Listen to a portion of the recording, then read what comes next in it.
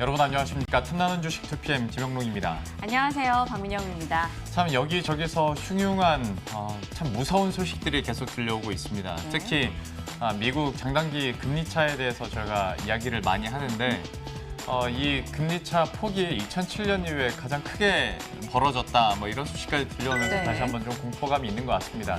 시장 참여자들에게 2007년이 주는 어떤 우려도 있고 여기에 따라서 경기 침체에 대한 우려감이 계속 높아지면서 투자 심리가 위축 안 되는 게 더 이상한 일 같아요. 거기다가요, 요즘 월가에서는 1년 안에 경기 침체가 안 오면 이상할 일이다, 이런 얘기까지 나오고 있다고 합니다. 예. 경기 침체 시그널에 대해서도 포착을 해야 되고, 그 밖에 미중일의 움직임, 또 북측의 움직임까지 우리가 점검해야 될 변수나 이벤트가 너무나 많습니다.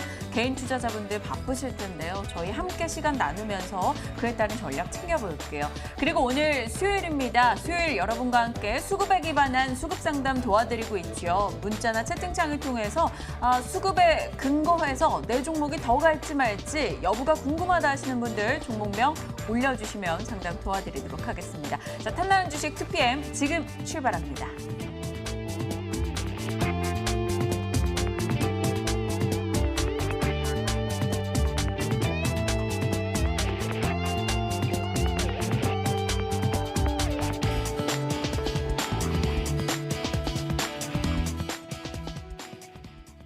예, 오늘도 키워드 통해서 시장의 분위기들, 흐름들 함께 짚어보도록 하겠습니다. 오늘도 참 여러 가지 키워드들이 계속 시장에 대두가 되고 있는데요. 네. 문재인 대통령 그 전용차 관련해서도 좀 있었고, 좀 박민영 앵커는 어떤 키워드가 제일 눈에 띄어요? 다 익숙한데 네. 지금 저 1850이 네, 뭘 것 같아요? 뭐 지수 밴드일까요? 하단? 그렇죠. 네, 코스피 지수밴드 1850선까지 지금 내려왔어요. 교보증권에서 리포트를 내놨는데 9월 코스피 지수 예상 밴드를 1850에서 이제 1980까지 이렇게 갈수록 잡아놨더라고요. 떨어지네요. 아무래도 지금으로선 어떤 극적인 주가 회복이 일어날 거리가 없고 1900선이 그렇게 강력한 지지선이 돼줄 것 같지도 않고 하다 보니까 하단을 더 열어두고 있는 상황인데요. 미중 무역 분쟁도 격화되고 있고 여기에 기업들의 실적 전망도 좀 안 좋다 보니까 뭐 올라갈 거리가 없다. 기술적인 반등 정도는 가능하겠지만 그래도 하락 추세, 추가적인 하락을 좀 대비해야 된다라고 이야기를 하고 있습니다. 지금으로서는 글쎄요, 호재 찾기가 쉽지 않잖아요. 하다 보니 지금 증권사들의 코스피 밴드 지수도 좀 계속 좀 하향 조정되고 있는 분위기입니다. 보통 지수가 빨간불 켜고 있으면 시장의 긍정의 요인을 찾는 목소리가 더 많은데요. 네. 요즘은 확연하게 시장이 올라도 좀 우려의 목소리, 그쵸. 우려의 변수들을 더 많이들 점검하시는 것 같아요. 예. 요거 궁금해요. 입사 이후 처음, 영롱 앵커나 저나 같은 해 입사했으니까 입사 이후 처음, 저희 같은 내용일까요? 그러니까 2012년 1월 입사를 했는데 그러니까 딱 횟수로 보니까 만 8년 됐더라고요. 네. 현대차가 8년 만에 무분규 임단연 합의를 했다. 그러니까 저는 여기 입사하고 나서 이 뉴스를 처음으로 말씀드리는 거예요. 네. 매년 임단연 협상안 앞두고 파업한다 파업했다 소식만 소식이 전해드리다가 있었는데. 저도 처음으로 무분규 합의를 했다라는 거에서 한번 키워드를 해봤는데요. 증권가에서는 사실 이런 파업으로 인해서 최근 3년 동안 한 6천억 원의 영업 손실이 있을 거다라고까지 얘기를 했었는데 이 불확실성이 어쨌거나 올해는 좀 사라지게 된 거고 여기에 이제 현대차 같은 경우에는 어떤 신차 효과랄지 또 환율 효과도 좀 분명히 좀 있을 테고 또한 수소차에 대한 기대감이 높아지다 보니까 증권가에서도 좀 완성차 업체들 그리고 또 수소차와 관련된 모멘텀들을 좀 잘 봐야 되는 거 아니냐라는 얘기들을 좀 간간히 하거든요. 현대차에게 과연 또 얼마만큼의 모멘텀으로 작용할 수 있을 것인지 마침 또 박스권 하단에 있기 때문에 상승 여력을 어느 정도로 볼 수 있을 것인지 한번 많은 분들이 궁금해하실 것 같은데요. 잠시 후에 전문가와도 한번 이야기를 나눠보도록 하겠습니다. 현재 구간에서는 현대차가 한 2% 내외의 흐름들로 계속 양상 전개되고 있습니다. 현대차 이렇게 살펴봤고 이번엔 제가 한번 꼽아보도록 할 텐데 같은 집 다른 아이 이거 어떤 표현을 해주신 거예요? 어떻게 비유할까 고민하다가요. 네. 좀 극명하게 갈리는 한 섹터 내에서 상승과 하락 쪽으로 극명하게 갈리는 종목이 있어서 똑같은 들고 와봤습니다. 섹터에서? 네. 보시죠. 신라젠과 알테오젠 오늘장의 흐름을 놓고 보면요. 네. 신라젠은 하한가 위험을 받고 있고 알테오젠은 상한가에 대한 기대를 안고 있어서 조금 비교를 해보고자 들고 왔습니다. 보이시나요? 지금 신라젠 23% 급락으로 진행이 되고 있습니다. 오죽하면 개인 투자자분들이 신라젠장 뭐 이런 표현까지 쓸 만큼 네. 정말 신라젠에 대한 심리 자체가 워낙 좋지 않은 상황입니다. 미공개 정보 이용해서 주식 거래를 했다라는 정황이 포착되면서 검찰에서 지금 압수수색 나갔다라는 얘기가 나오고 오늘장 급락 VI가 발동이 됐고요. 10,000원 아랫단까지 떨어졌습니다. 15만 원 보던 종목이 그러게요. 어떻게 여기까지 왔나라는 생각도 들고요. 이래서 바이오주에 대한 심리가 꺾일 수밖에 없구나라는 우려도 있습니다. 알테오젠은 오늘 또 반대로 아주 강하게 올라가는 모습이 나타나네요. 오늘 종가 기대됩니다. 지금 27% 급등으로 31,000원대 거래가 되고 있는데요.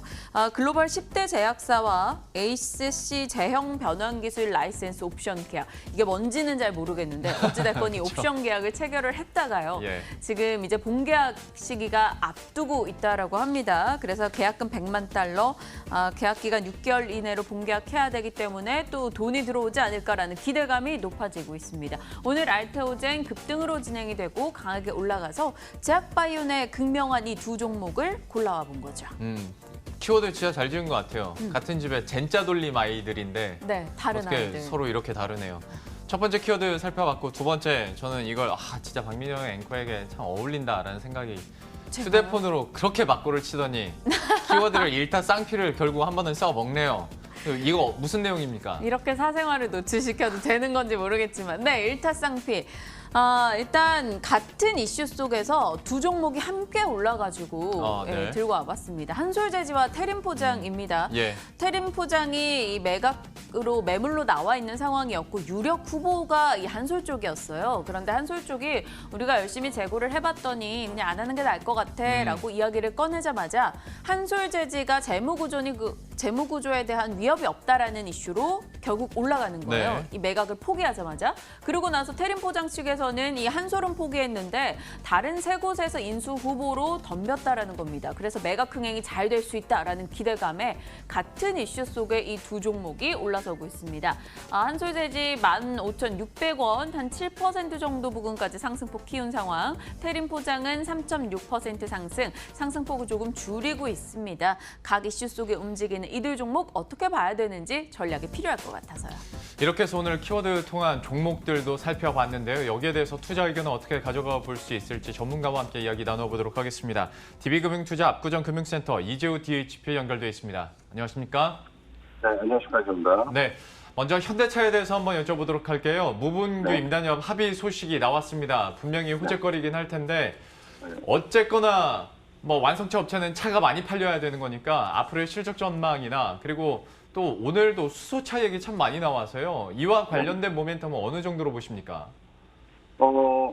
현대차가 이제 수소차로 이제 그 실적이 좋아지고 하려면 뭐 시간이 꽤나 좀 필요할 것 같으니까 뭐 이 부분 차치하고 일단 뭐 노사분규가 8년 만에 이제 무분규로 이제 타입이 됐다고 하죠. 결국 그 일본발 어떤 경제보복 이슈로 인해서 여기에서 이제 노사가 이번에는 목적으로 좀 합의하는 뭐 그런 양상을 좀 보인 것 같습니다.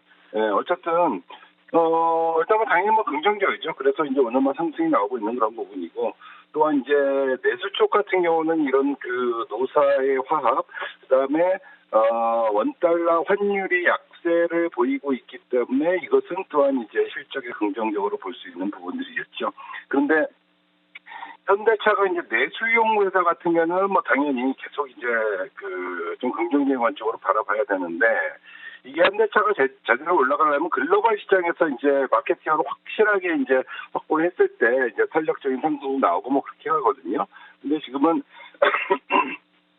죄송합니다. 원달러 환율 약세에 대해서 그 약세로 인해서 수출 부분은 좀 부담일 수가 있겠고 또 글로벌 시장에서 과거 예전에 어떤 그 점유율 같은 경우는 많이 지금 뭐 떨어져 있는 그런 상태이기 때문에 현재는 좀 이제 호황제가 좀 성준해 있는 그런 양상이 아니겠나 뭐 싶습니다. 여기에 이제 뭐 무역 분쟁이라든가 여러 대외 변수 남아 있는 어지러운 세계 국제 정세이기 때문에 현대차는 지금 현재는 좀 중립적인 관점을 해가지고 혹은 뭐 단기적인 대응 이게 맞지 않겠나 뭐 그렇게 이제 뭐 판단을 하고 있다 뭐 그렇게 의견 드리겠습니다.